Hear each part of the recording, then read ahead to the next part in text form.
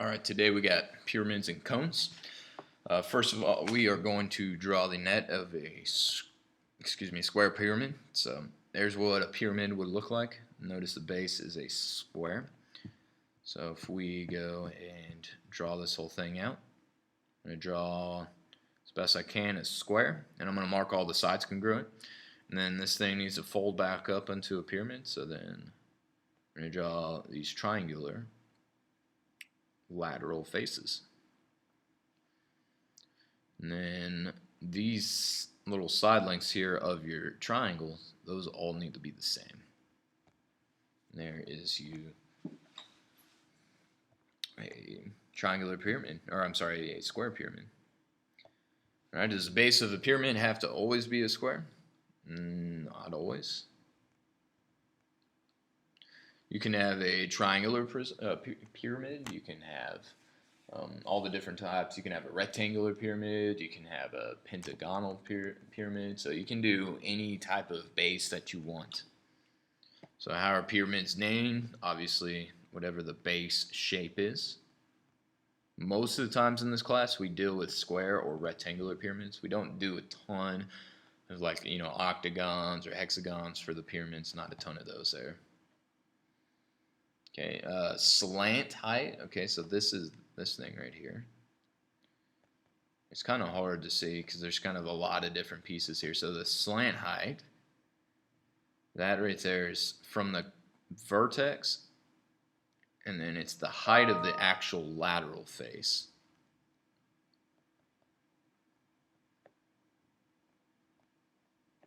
So if you want to write that down, that might be something extra right there. The lateral face height. So it's basically the height of the triangle that you got right there. So we can write that down. Height of the triangle face. Alright, and then when we refer to height, we're going to refer to the height is the height of the pyramids. So that's usually from the center of the base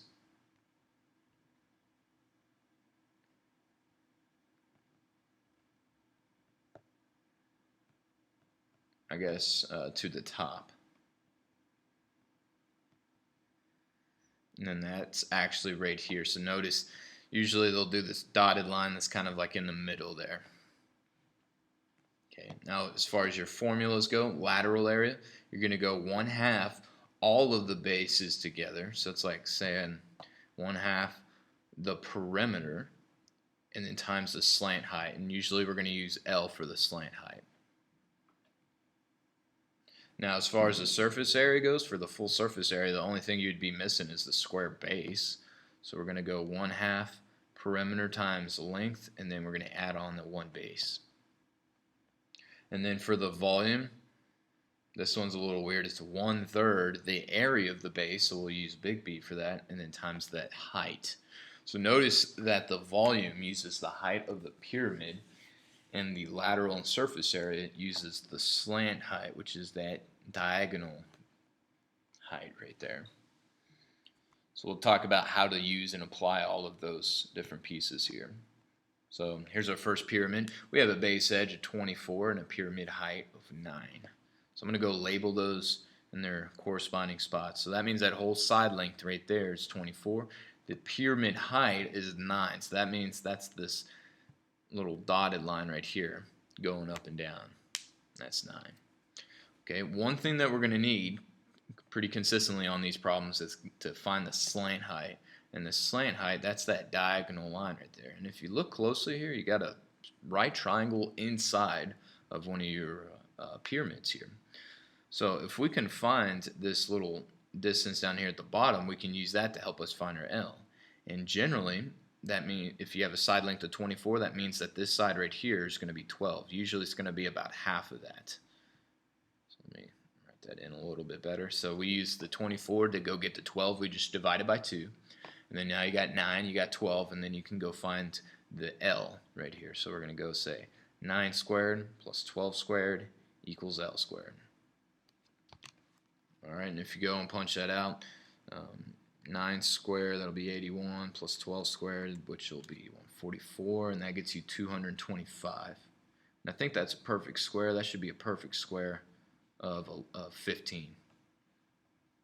So that's one of the things we need there. We need the L is 15. The regular height, we'll need that for one of our formulas there, and that's 9.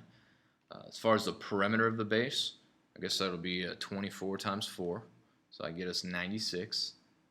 And then as far as the area of the base, the big B, that's 24 squared. So that's kind of a larger number. That's 576.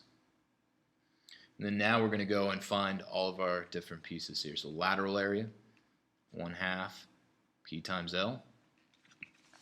So the lateral area here will be 1/2 the 96, and then times the L, which was 15. Okay, and that'll get us 720. And then as far as the units goes, that'll be meters squared. All right, for the surface area, we need to add on the base. So we're going to take, no, here, let me write it out. 1/2 PL and then plus 1 base.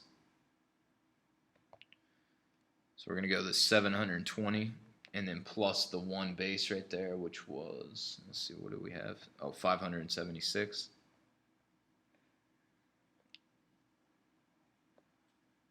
And then that'll get us 1296 once we add that together, if my notes are written down right. Now, as far as the volume goes, that's big B, and then, oh yeah, 1/3 big B times H.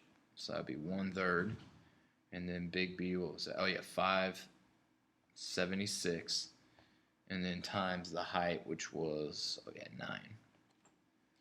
Then we'll punch that out, and that's going to get us 1,728.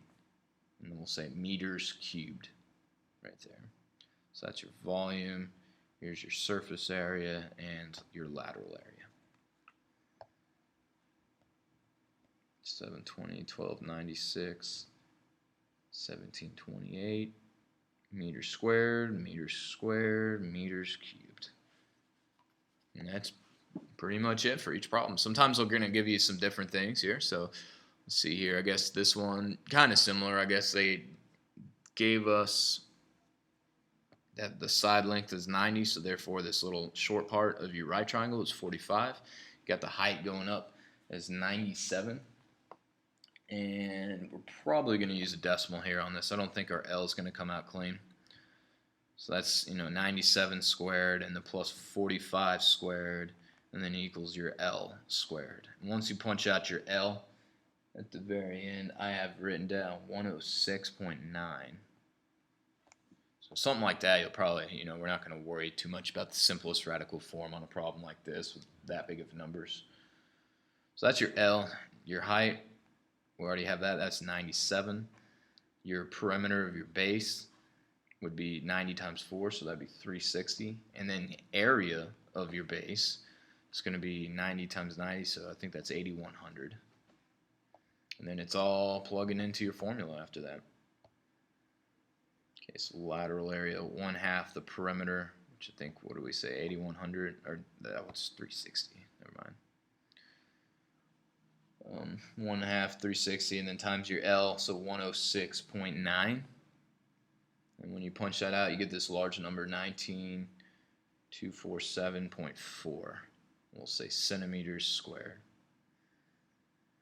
For surface area, you're going to take that number right there, 19,247.4. Then we're going to add on one of the bases, which was 8,100. And that's going to get us 2,734, 27,347 and then 0.4. And then I guess centimeters squared. Now for the volume, you're going to go 1/3 your big base, so that it's 8,100, and then I guess times 9. It's going to get us 261,900.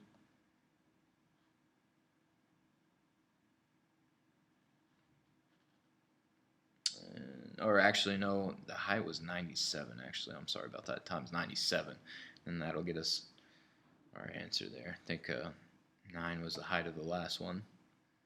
But anyways, there you go. Got some large numbers there on that one. You use a calculator. You use a calculator, write out the stuff you're plugging in, keep that organized, and then use your formulas. All right, find the lateral area of the given pyramid. Okay, so for the lateral area, we need 1/2 the perimeter times the L, and it looks like they already gave us L. L is 12 in this case. As far as the perimeter goes, let's see how many sides we got. It's 1, 2, 3, 4, 5. So we're going to go 5 times 8, or 40.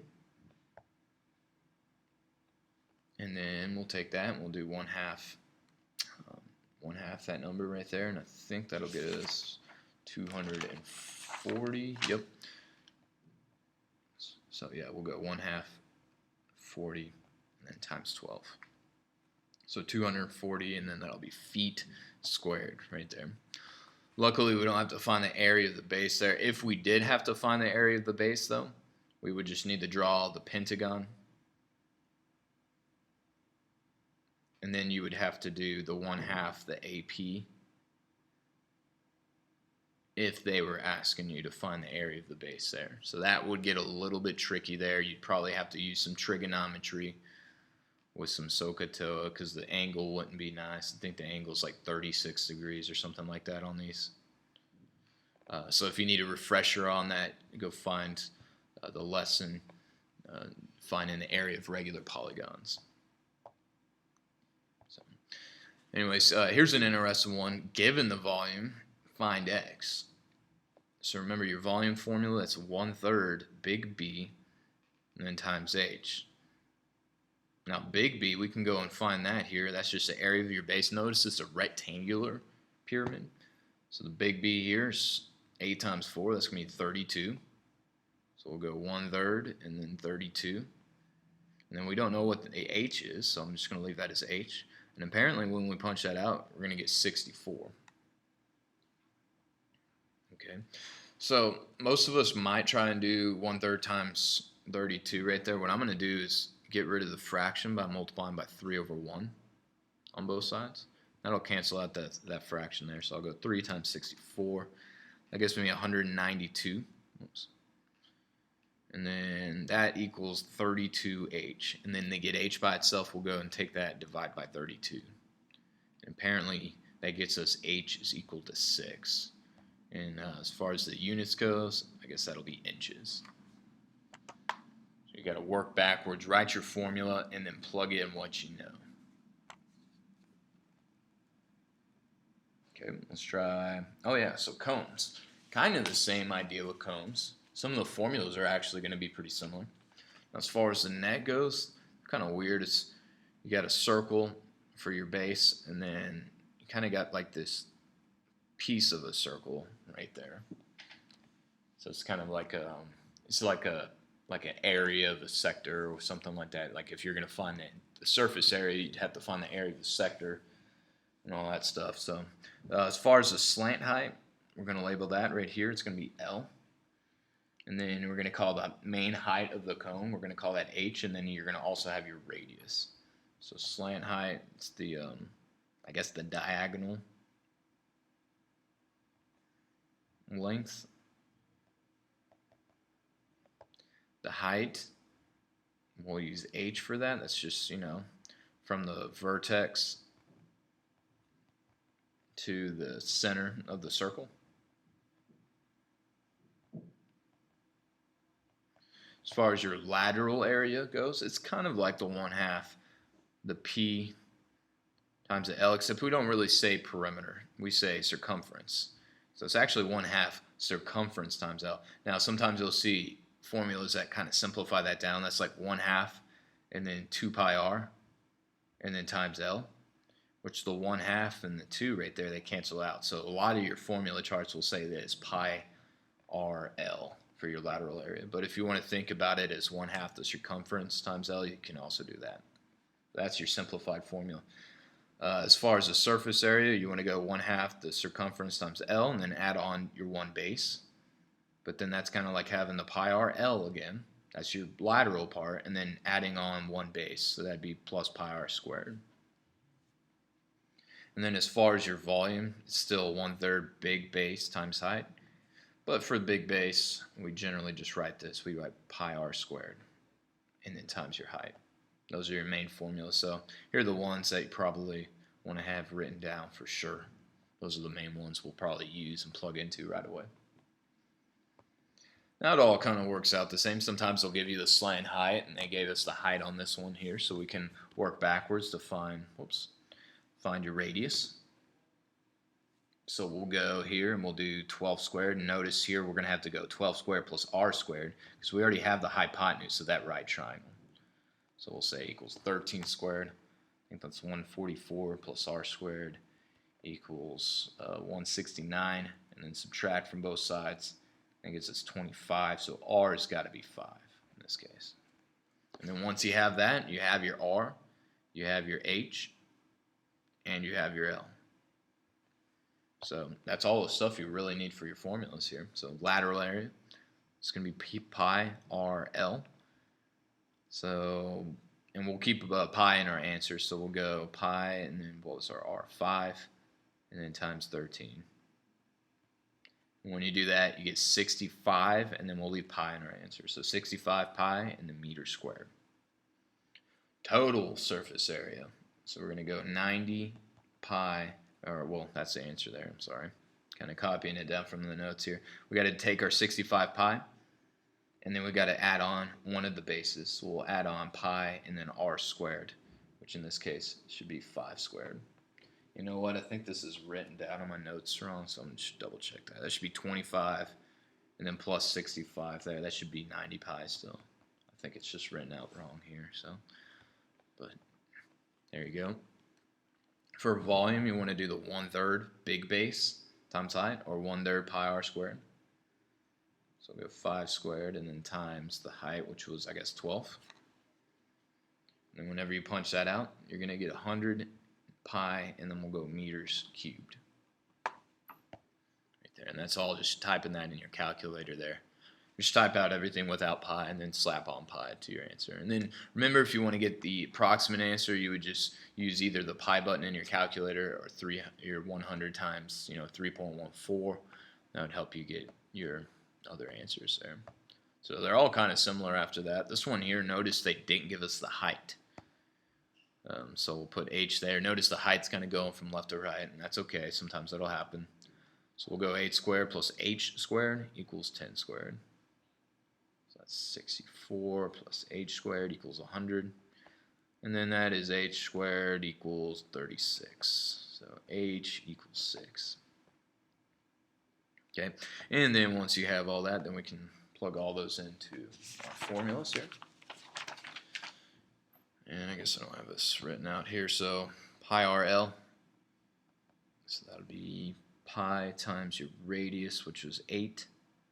And then times the L, which was 10. So that looks like that'll be 80 pi and then meters squared. Total surface area, so we need to add on the base, so we'll go 80 pi, and then we'll add on a pi r squared, which in this case is pi and then 8 squared. And then I think that's going to give us 144 pi. And then last but not least, but your volume. So that'll be 1/3 pi r squared. And then times the height. And then r squared, what is that? Oh yeah, that was 8. And then the height, that was what we went and found. We found that to be 6. And then, oh yeah, and we need to do square there. That's why what I had wrong there. Alright, so that's 8 squared, and then times essentially 2, so 120. I've got 128, and then pi, and then meters squared.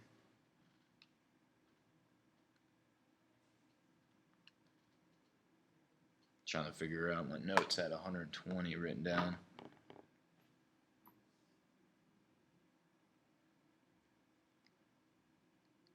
Yeah, anyways. All right, cross sections.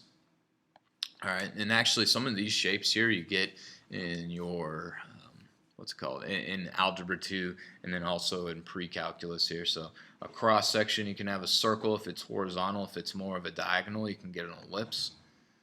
A parabola, if you make it only intersect, I guess, one of the lateral faces.